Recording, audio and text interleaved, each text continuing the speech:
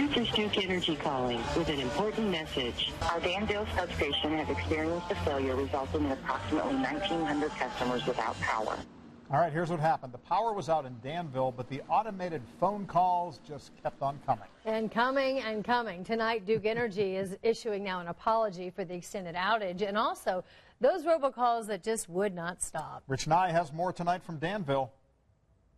The sign outside Danville High School shines brightly on a dreary day.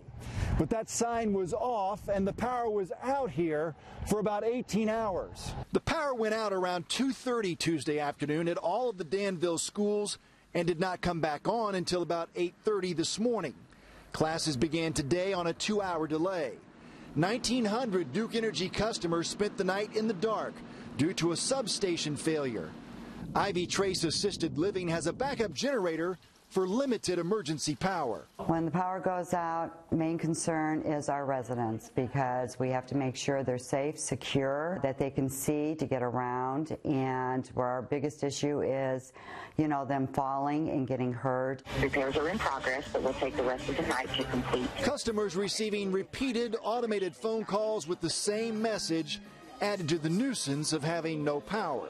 I got one, and then I got another one, I got another one, and then I lost count how many times, and finally I just blocked the number for the night. Again, this is Duke Energy calling with an important message. And then again, and then I had to block the number because it was every 15 minutes. Guadalupe Estrada had to close her Mexican restaurant last night, and the pizza stopped spinning at Casey's General Store next door.